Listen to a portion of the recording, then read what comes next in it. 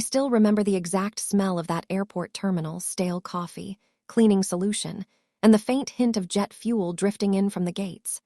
I was 16 years old, standing beside my suitcase with my heart beating so loud I could hear it in my ears.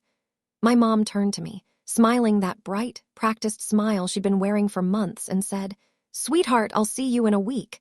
Someone will pick you up. Just wait right here." Then she walked away. She didn't look back, not once. Her new designer suitcase rolled smoothly behind her as she disappeared into the security line with him, Mark, the man who had suddenly become more important than everything else in our lives. I stood there frozen, clutching my phone, waiting for her to turn around and laugh and say it was all a joke. But the joke was on me.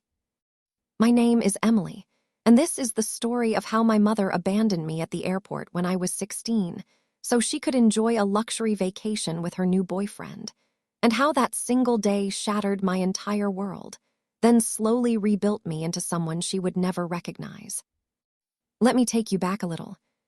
2 years earlier, my dad passed away from a sudden heart attack. He was only 48. One morning, he was making pancakes and cracking jokes, and by evening, our house was filled with silence and condolences. My mom and I clung to each other through the grief. At least, that's what I thought we were doing. Dad had left us comfortable, not rich but stable. The house was paid off. There was life insurance, enough for me to finish high school without worry and maybe even go to college. Mom kept saying, "We'll be okay, Em, we have each other." Then Mark entered the picture. He was charming, successful, and 15 years older than my mom. He drove a sleek black car, wore expensive watches, and always knew the right thing to say. At first I was happy for her. She smiled again. She laughed. She started dressing up, coloring her hair, and talking about new beginnings. I didn't realize those new beginnings didn't include me. The trip was supposed to be a family thing at first. A week in Bali, beaches, resorts, infinity pools. Mom showed me pictures every night, talking about how we both needed healing. Then the plans quietly changed. Mark's business associates would be there. It would be more of a couple's trip.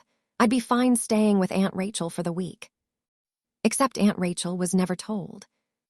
That morning at the airport, Mom had hugged me tightly and whispered, "I love you more than anything." Her perfume, something new and expensive Mark had bought her, lingered on my clothes long after she was gone. I waited. 1 hour. 2 hours. 3. No one came.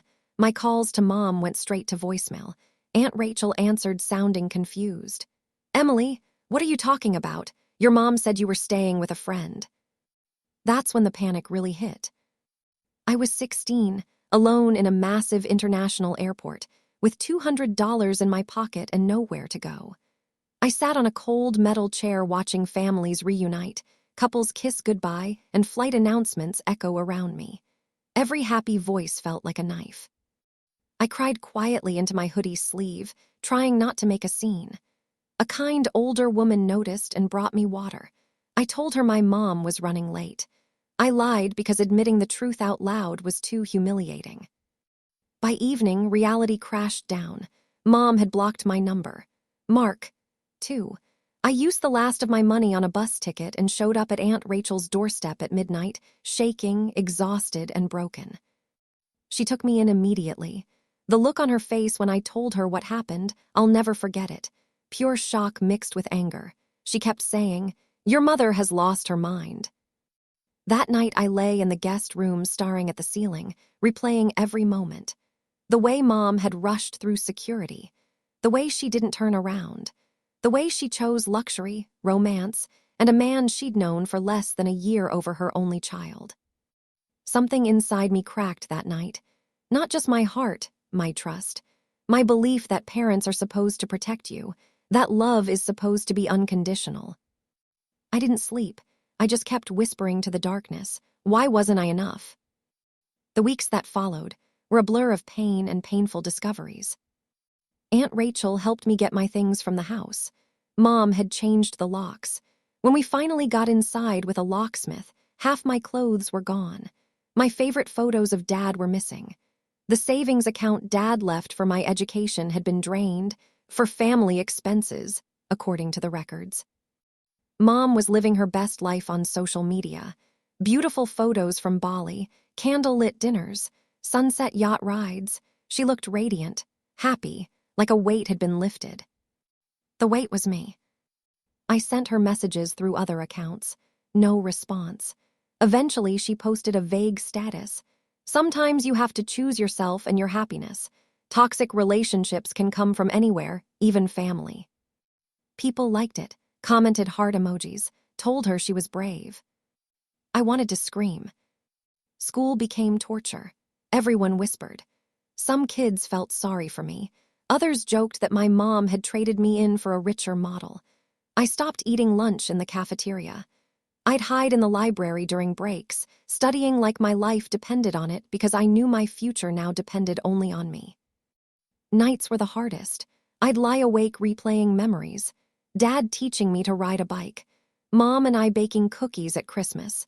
The three of us at the beach when I was 10, laughing until our stomachs hurt. How could that woman be the same person who left her 16-year-old daughter stranded? Mark proposed to her in Bali. She said yes. The engagement photos were stunning. She wore a white dress on the beach while I was sleeping on my aunt's couch wondering how I'd afford senior yearbooks. I started working part-time at a coffee shop after school. My hands shook the first few times I took orders because I was so tired from crying every night. But I kept going. I saved every penny.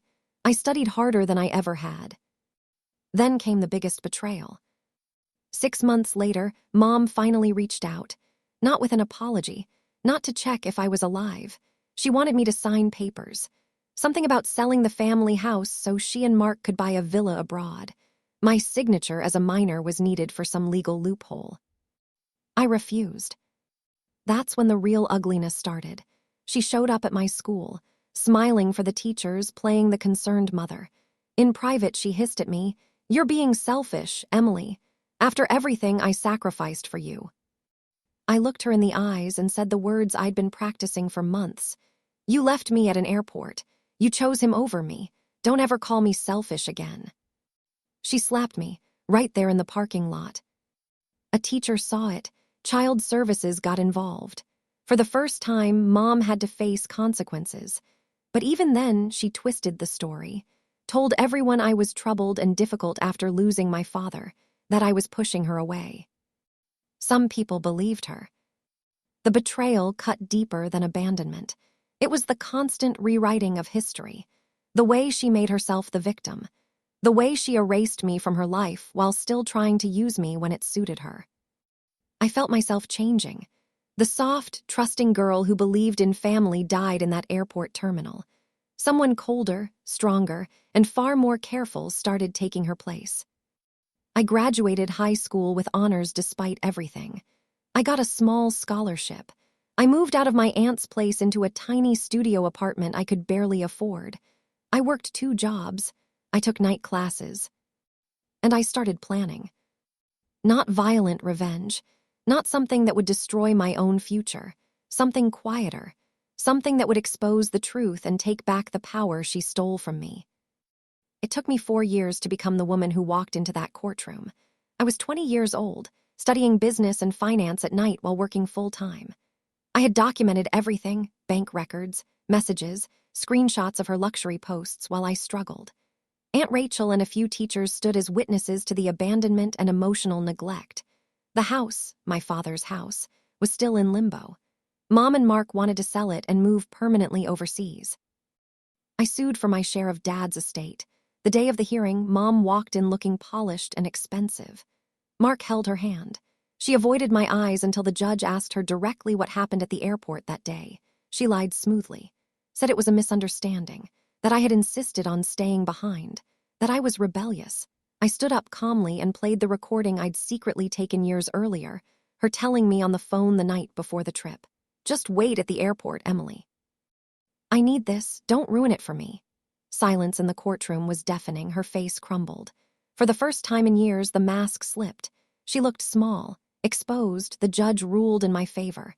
I received enough from the estate to finish my degree without debt and keep the house.